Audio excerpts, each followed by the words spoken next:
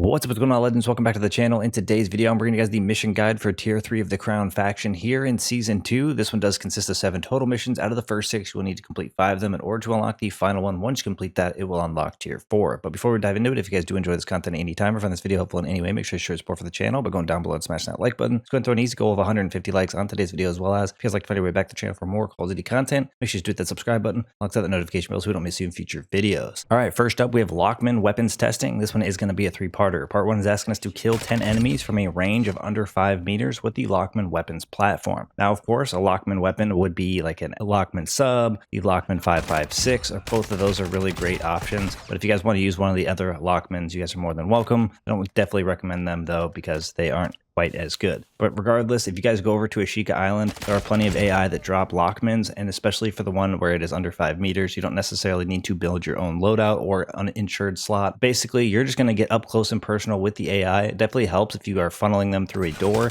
Just stand right inside the doorway as they push in. You guys are just going to want to obviously hip fire them or eliminate them in that close range. 5 meters is pretty close, so you guys are going to basically want to be point blank, put the barrel to the enemy, and eliminate them. Once you completed killing 10 of them, this part will be complete. Part 2 is asking us to kill 5 operators with a suppressed Lachmann platform weapon. Now, unlike part 1, this one is a little bit better if you set yourself up with an insured weapon, so either put on the Lachmann sub if you guys want to make a build for that, or the Lachmann AR or the 5.56 is an extremely decent option for this, as it will allow you to also work on part 3 at the same time. But the best way of going for the operators, of course, is to actually run in a squad. So if you guys don't have anybody to run with, it does help to have randoms with you, because if they manage to down any of the enemies that they come across, you can finish them off while they're downed and it will still count toward this progress. Now, of course, it also helps to get kill squad contracts, go for those UAV towers, or if you have UAVs, call those in. Whatever you can do to get the positioning of the enemy players, put yourself in the best spots. It's not going to be easy to get 5 eliminations per se, but I think over time, as long as you have teammates, especially to help you, you guys should be able to work through this. Once you guys complete killing 5 operators with the suppressed Lachmann platform, this part will be complete. Now, part 3 can be done simultaneously with part 2, but it is a little bit more challenging. It's asking us to kill 5 operators from a range of over 75 meters with the Lachmann platform. So again, set yourself up probably with the Lachmann 5.56 for this one. If you guys want to use the Lachmann 7.62, be my guest. It's just not my favorite weapon. But with this one set up, you guys should be able to eliminate enemies at over 75 meters pretty consistently. Now, it is a little bit more challenging though to get the enemies to be in those distances that you need them to. So what I found that was extremely helpful for doing this is to find something like an objective, whether it's the Exfil, whether it's the weapon case, something that you can kind of ping. That way you can put yourself at the distance proper. So put yourself maybe at 80 meters from the objective in which you think the enemy players will go for. Then once they go for it, you just try to eliminate them. My best success with this was when somebody went for the weapons case, then they actually brought it close to my location. I then downed them. Then I made sure to run further than the 75 meters. Then I finished them off while they were still downed, and I got progress towards this. Now, it will take a bit of time to obviously get this done 5 times, but again, position yourself in those positions where you will be able to be over the amount of distance that you need. That way you can pretty much guarantee if you get the elimination at that spot that you will get this done. But once you guys get the 5 eliminations at over 75 meters with the Lachmann platform, this mission will be complete. Next up, we have False Alarm. This one's going to be a 2-parter. Part 1 is asking us to signal all 3 exfils in Al Mazrah in one deployment. So what you guys need to do is when you infill, of course, you guys open the TAC map. You guys will see there are 3 exfils already marked on the map. The only one that isn't included is the final. You guys will need to go to each of these exfils and call in the exfil choppers. Now, you don't have to take the chopper. You don't have to do anything crazy, but you do need to call them in. So you'll go over to the first location, call that exfil chopper in, then you're going to want to ping that next one and make a beeline right over to that one. It could take you guys some time to get around the map, so it definitely helps to have a vehicle, of course. And if you guys are able to get your hands on the light helo, it could make this significantly quicker. But basically, you're going to go over to an exfil, you're going to call it in, you're going to move over to the next one, you're going to call it in, then you're going to move over to the other one, and you're going to call it in. Once you've called in all 3 at the different locations on the map in a single deployment, part 1 will be complete. Now, part 2 is asking us to extract the final exfil in the same deployment. So of course you have signaled each of those in the first part, and then you will obviously want to stick through to the match until you get past the point where all 3 of those are in the gas. Once that happens, a final exfil will be designated, and you guys will see where that location is on the map. Now, this one can sometimes be challenging just based on how many enemies you actually see at the location of the final exfil, but a great way to know whether or not you might run into some is if you guys open the TAC map and there are no kill squad contracts, it is very likely that most of the players have already left the match, if not all of them. Sometimes this isn't the truth. However, in most cases, if you guys do not see the kill squads, you guys will be the only ones left. It does help too, while there are kill squads on the actual map, to ping one, because if it goes grayed out at any point, that means you are the last one for sure. But regardless, safely exfil at the final exfil, and this mission will be complete. Next up, we're actually going to be covering 2 missions, so it's basically a double feature as both of them will be done at the exact same time as long as you have them equipped using this method. First one is going to be Delicate Movement. It's asking us to kill the bomb maker without triggering any traps. And the next one is No Traipsing to Trapper, which is asking us to kill the bomb maker within 60 seconds of entering the Suki Castle courtyard. Essentially, that just means once you walk into that weapon case circle, which you will need to do to initiate the timer,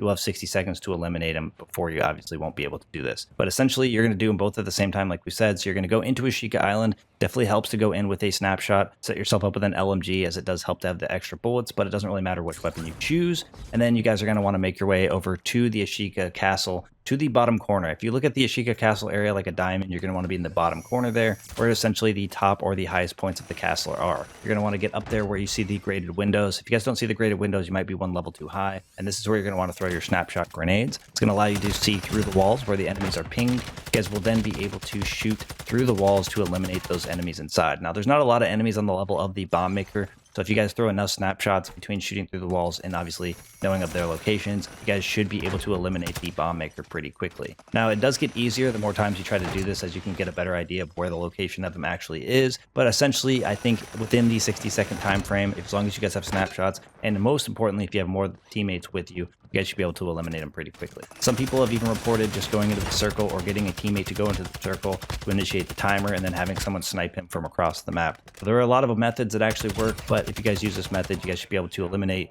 both of these missions at the same time. And once you guys get the bomb maker obviously eliminated, these missions will be complete. Next up, we have Crown's Eye. This one is going to be a 2-parter, and it's going to take us over to Building 21. Part 1 is asking us to set up a tactical camera in the Building 21 core room. Now, if you guys have been to Building 21 on the main floor, if you guys look up, you've probably seen the core room before, as it looks like it's a little room made of glass. This is where you're going to need to go to, and it is located on the 3rd floor. Now, the important part here is I think it's best if you navigate to the D stairwell. So if you guys need to, go to one of the corners of the map and, of course, find the location of the D stairwell. If they're labeled A, B, C, and D, it does help sometimes to go down to the parking garage to kind of navigate to it. But regardless, find the D stairwell, and you're going to want to get to the 3rd floor and wait for the hack to be complete, which obviously deactivates the door locks and allows you to be able to unlock this door. You guys are then going to open this door. It's going to go to the right a little bit. You guys might have a few enemies in your way. Then you guys will open a set of doors that will obviously take you guys to like the main square there. This is where you're going to take a right. You're going to follow it to the end of the hall, where it then takes a left. Again, you probably will be eliminating enemies along the way. You guys will follow this to the end where you'll see a door on the left side. It's a little L shape there. And to the left, you guys will see a room. You guys will break through the glass, climb into this room, and then there will be another door. Once you guys open that door, there will be some enemies inside. You guys are going to do your best to clear this room out. And then once you go in that room, to the left is a set of double doors, and these are the doors to the core room itself. Once you guys have cleared the area, I recommend opening this door, throwing a stun in,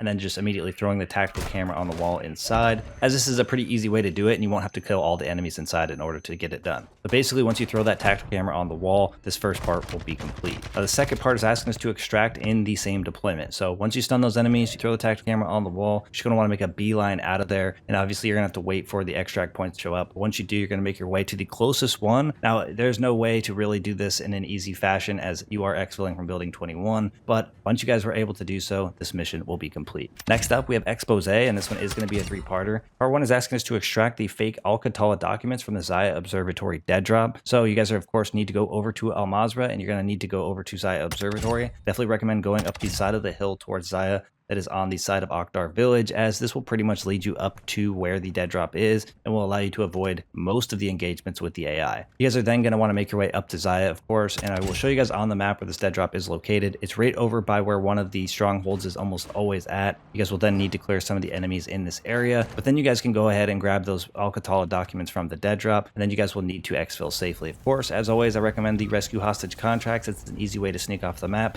However you guys choose to exfil safely, do so, and this part will be complete. Now, part 2 is asking us to stash the fake Alcatala documents on the central security desk in the top room of the Ashika Island castle. So now that you have exfilled it from Al Mazrah, you guys are definitely going to want to make sure you still have it equipped, especially if you put it in your stash. Then you're going to go into Ashika Island, and you're going to need to make your way over to Suki Castle. Now, there's always the option to hack the Wheelson in order to gain access to the castle, but if you don't want to do that, you would obviously need a key. and then you're going to need to go into the castle and you're going to need to clear almost all of it of all the enemies. So it definitely helps you to have squad mates for this one, even if it is randoms, as it could be a little bit easier to clear this area if you have other players with you. But regardless, you are going to need to clear the castle, and when you clear out all of the castle, you need to make your way all the way up to where the bomb maker is located. Now, you have been to this location before for another mission. It is going to be the security desk up there. It is the same spot that you can disable the alarm. I will do my best to show you guys the location again of where this is located. You guys will basically just need to take these documents all the way to the top, which can definitely be a pain with all of the enemies inside. But once you guys are able to get up there, you guys are going to go ahead and place these documents,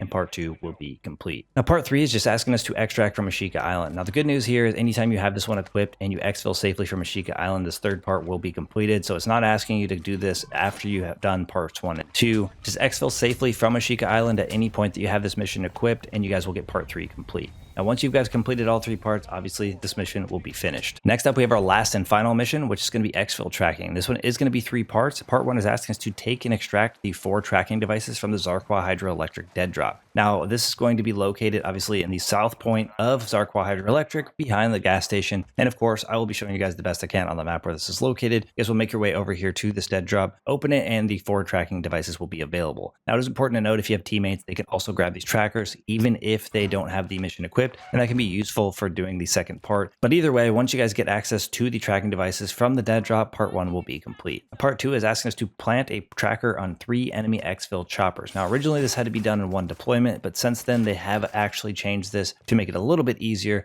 and it does only have to be 3 exfil choppers. Now, a great strategy for doing this, especially if you're solo, is once you've grabbed the tracking devices, you're going to want to make your way over to an exfil. Now, there are usually places to hide in almost all of the exfils where you can be close enough to the exfil chopper when it lands to be able to kind of sneak up to it and try to plant the tracking device. You're going to need to make your way to the back left corner of the chopper, towards the back door, of course, where that little left wing is, and this is where you're going to be planting the tracking device. Once an enemy calls in their chopper, you're going to need to wait for it to land. In most cases, if you're trying to do this passively, you're going to have to wait for them to enter that chopper. At that point, you will only have 5 seconds or so to run up to that spot and plant the tracking device. And I definitely recommend, once you plant the tracking device, to just lay down and wait for it to actually take off, because if they don't know that you're there, they're probably going to have a better chance seeing you when you're trying to run away than if you just lay there and let them get out of the map before you make your moves. Then you get back to your hiding spot, and you guys can obviously try to do this multiple times in a single match. Now, my best luck with this, because I did it before they actually made the change, was to find another team that was willing to cooperate with me. In my case, I did have to eliminate some of them in order to get them to work with me, making at least one of them stay as an enemy so that he could continue to call in the choppers. He called in a chopper, I went up and planted the device. Then obviously the chopper took off. Then I got him to call it in again, waited for it to come down, place the tracking device. I was able to do 3 in a single deployment. And then obviously once you guys plant 3 tracking devices on enemy exfil choppers, regardless of the strategy you would like to take, at this point, with it not having to be done in 1 deployment, you guys can even go aggressive, wait for somebody to hit the chopper, just immediately crush the entire team, and then get this thing placed. But obviously once it comes down, there will be a limited time in which it will be on the ground, so you guys will have to make your moves quickly, plant the tracking device. Again, once you plant 3 of these, this part will be complete. And the last part is just asking us to plant a tracker on the final exfil chopper. Originally, this had to be done in the same deployment as doing the 3 enemy exfil choppers, but now once you guys get part 2 complete, you guys can obviously go over and try to complete part 3. And I think you guys can even place the tracker on the final exfil and complete part 3 now before even having to do part 2. So if you guys get to a situation where maybe no one really calls in the exfil choppers, but you have the trackers on you and you make it over to the final exfil, you guys can plant it then and just knock out part 3, as this no longer has to be done in the same deployment. But once you guys get that tracking device placed on the final exfil, this will wrap up the final mission, wrapping up tier 3 of the Crown faction, unlocking tier 4. That's going to wrap things up for today's mission guide. Thank you guys for all the support in today's video, all the support on the channel, and I look forward to seeing y'all in the next one. Peace.